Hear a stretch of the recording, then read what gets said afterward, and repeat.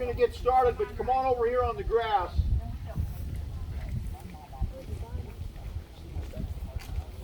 You guys going to pass up this talk?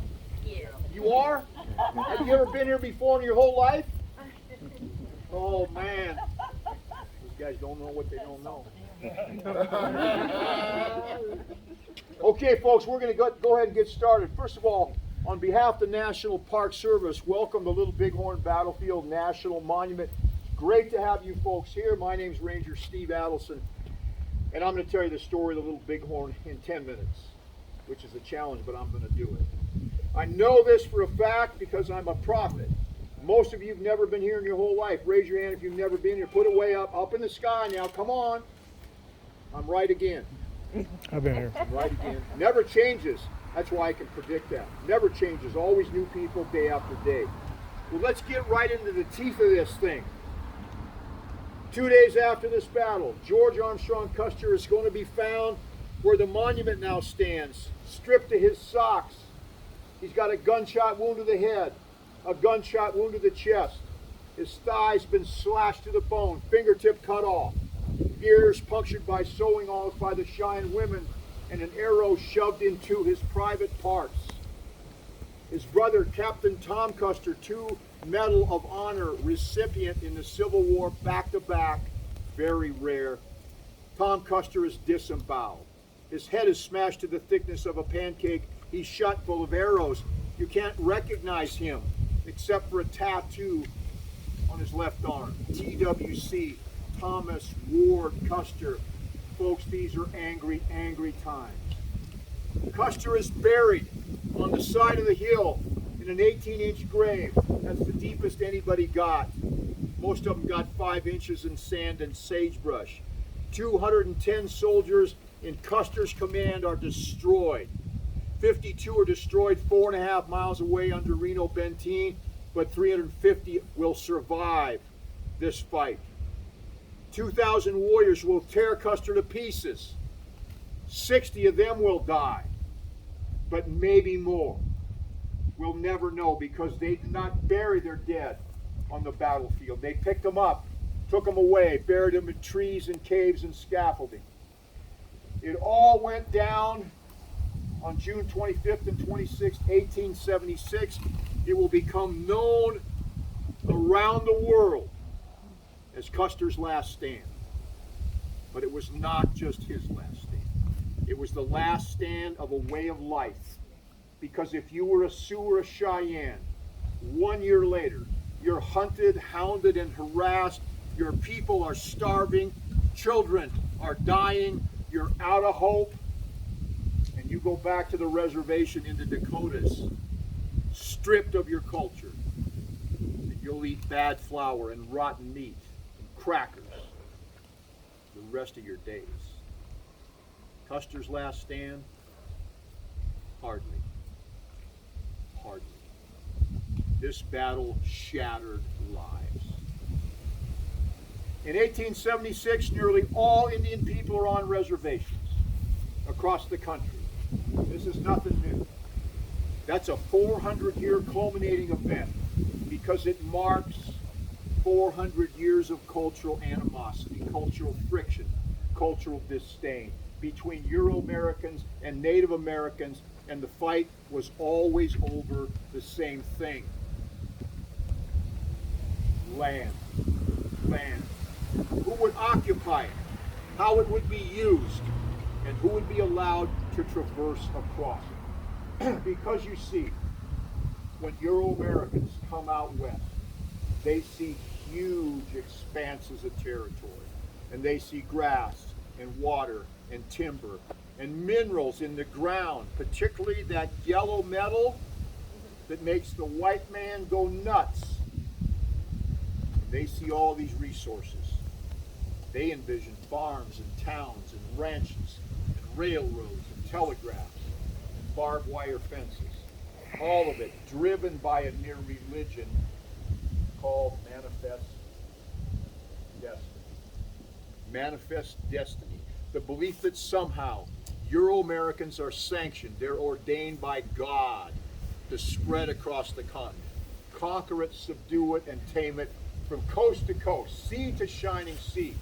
There's just one problem with that vision. There's people already here. They have their own vision of what life's going to be like. And I'm going to argue this, that they are the freest people on earth. Because when they get horses from the Spanish in the early 1600s, they can go from Mexico to Canada in pursuit of huge herds of the 2,000-pound super walking Walmart store of the plains. Food, shelter, clothing, weapons, utensils, fuel, medicines, and about 50 other uses. And by the way, folks, in 1840, there are estimated 60 million buffalo on the plains. And by 1890, 50 years later, there's less than 500 left on the planet. When Euro-Americans come out west, they want to turn the Sioux and the Cheyenne and the Arapaho and the Blackfoot and the Crow, they want to turn them all into Christian farmers. Well, Sitting Bull is not about to bend over and scratch and claw at the ground with a hoe to try to make a living. And Crazy Horse is not going to surrender his pony and hook it up to a plow. They're hunters and they're warriors. That's how they make a living. George Armstrong Custer is going to come out of the Civil War, the most lauded, one of the most lauded commanders, the boy general, brigadier 23 years old, major general 25. He's going to come out here, he's going to attack this massive camp because that's what the President of the United States has told him to do. Attack that camp, drive those people back to a reservation in the Dakotas, get them out of the way. Custer's going to attack that camp, divide his command. Marcus Reno is going to smash into the southern end, get overwhelmed in 20 minutes. Custer's going to come this direction, try to cross the river twice, get thwarted, driven back. He's going to be driven up on top of Last Stand Hill. He's going to drop companies off all along Battle Ridge. And in 2 hours, the last 20 minutes of his life, on top of that hill, the sky is raining arrows. Gunfire, smoke, yelling, screaming, cursing, more ammo, more ammo! Eagle bone whistles shrieking across the battlefield in the dust and the smoke. Warriors getting closer and closer and closer, desperately, trying to destroy the soldier command and save their very way of life. Soldiers on top of that hill, 43% of them born in a foreign country. A lot of Irish, a lot of German boys come to America, left Europe because of famine, poverty, torment, political torment, religious torment, can't own land, come here to America for hope. They don't find it here in abundance. When they land in New York City, what they find is no jobs available for the Irish. Signs everywhere, no Irish need apply, no dogs allowed in the building nor Irish, no Germans. They're going to die on that hill because they joined the army. That was the only thing they could do. They're 20 years old on top of that hill, slamming bullets as fast as they can into their single-shot carbines, and they're not going to see the sun go down. 2 Moons, the Cheyenne chief, we swirled around the soldiers like water around a stone. 18-year-old Cheyenne warrior, Wooden Leg. They called him Wooden Legs because he could walk all day and never wear out. He captured a soldier carbine. At 18 years old, he grabbed a cartridge belt from a dead soldier. And he's firing bullets into the back of Custer's command. He said it looked like 1,000 dogs in a fight. Low dog. The soldiers kept firing, loading and firing and loading and firing. But then they threw their big guns onto the ground and they took out their little guns and they tried to kill us, but they shot wildly in the sky as their horses bucked and shied and pulled them all around. A desperate order. Shoot your horse. Boom! A bullet in your horse's head. 39 dead horses found on top of the hill after the fight. you're not going home now. There's nowhere to run to, nowhere to hide, except behind a dead horse. And you just shot your best friend. Warriors got closer and closer. They asked Gall, a prominent warrior chief in this fight, 5'10", about my height, 250 pounds, 55-inch chest, 18-inch arms. Looked like a Lakota Arnold Schwarzenegger. The battle began. Gall was in his teepee, but his family was picking vegetables on the edge of the village, his 2 wives and 3 little girls. When Reno attacked the camp, the Crow and Arikara scouts killed his whole family. When he found out, he said, "It made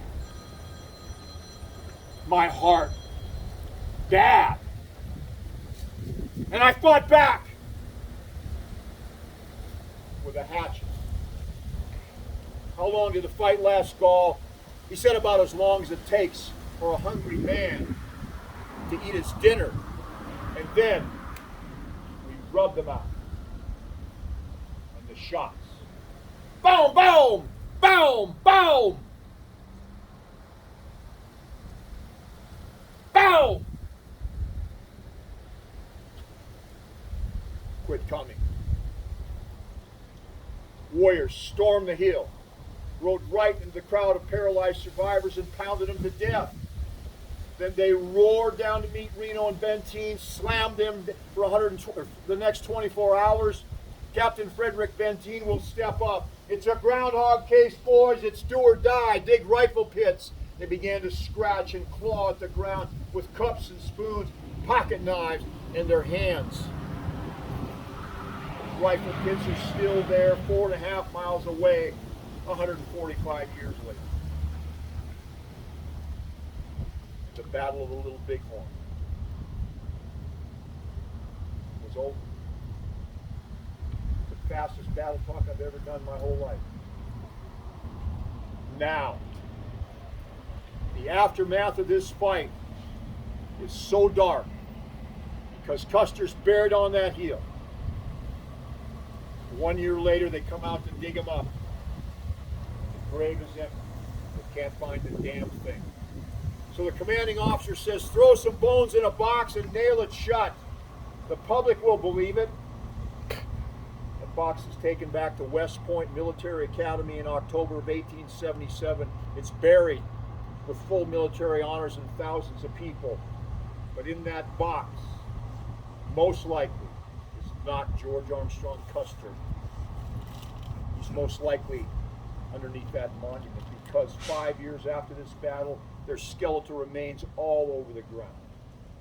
The Army scrapes everybody up they can find. They dig a 10-foot pit on top of the hill, and they drop 220 sets of bones in that hole, and they cover it up and guard it with a granite sentry. Custer's probably up there. 6 months after this battle, Sitting Bull, prophet, visionary, chief, medicine man, will take people into Canada to escape the hunting, hounding, and harassment that'll take place right after this battle. He'll stay up there for 5 years. When he returns to the United States, he's placed under guard, military supervision in the Dakotas at Fort Randall. 18 months later, he's let go. He's allowed to live on a reservation in the Dakotas, Standing Rock. 1 year later, he joins up with Buffalo Bill Cody to tour across the country, the Wild West show. He's often seen in New York, Chicago, Baltimore, handing money out to orphans on street corners because he can't understand why would anyone allow children to starve in a nation that has everything. On a cold December dawn in 1890, 2 weeks prior to the Wounded Knee Massacre, Sitting Bull is arrested by Indian policemen called Metal Breasts. They drag him out of his cabin. An argument breaks out. He doesn't want to go to jail. They shoot him in the back of the head. His body is thrown into a pit with a sack of lye. Crazy Horse, a legendary warrior who was 36 years of age at the time of this fight. He's an epic legend. He surrenders at Fort Robinson, Nebraska. He's stabbed in the back with a bayonet, dead, for refusing to go into a guardhouse. They're going to mail him to Florida in a boxcar and put him in prison. He's dead. Major Marcus Reno, second in command of this battle, will be blamed for abandoning Custer. He'll be accused of cowardice, dereliction of duty, drunkenness. He asked for a court of inquiry to try to clear his reputation. They find him 3 years later not culpable in a military inquiry, but the criticism rages on. He crawls deeper and deeper inside of a bottle to try to drown his demons, but they only multiply. He's finally booted out of the army, kicked out for drunkenness and unethical behavior. He dies in a Washington, D.C. hospital, kicked out of the army, stripped of everything. He dies of tongue cancer, buried in a pauper's grave in D.C. for 77 years. Then in 1967, his family petitions the army to readdress this court-martial. It's overturned. He's dug up, disinterred from D.C., brought out here. And in 1967, his remains are laid to rest beneath the flagpole. He sleeps today below the vaunted. Captain Benteen, who saved Reno Hill, will die a broken down alcoholic with massive PTSD. He's a tortured soul. 4 of his children will die before the age of 2 from spinal meningitis. Can you imagine what that's like? Poor guy dies of a stroke at the age of 64, bitter, twisted, angry. Elizabeth Custer goes after him like there's no tomorrow, blaming him for her husband's death. He'll die of a stroke, buried in Washington, Arlington today. This battle shattered lives. Still haunts some people today. Relatives, Arikaras, Crows, Sioux, Cheyenne, died in this fight. Their names are carved inside the Indian memorial that came 100 years too late, but it's here now. Pay tribute to the warriors and tribes who fought in a desperate attempt to hang on to everything they'd ever had and everything they were ever going to have. Long, long overdue, but it's done a great deal to dampen that anger and hostility that permeated this place for 100 years. It's now a tranquil place. There's a peace here. There's a spirituality that you can feel and encounter. All you have to do is walk up the hill, look out across the battlefield, and it'll speak to you. Little Bighorn Battlefield National Monument, the place where ghosts walk in broad daylight. Thank you very much.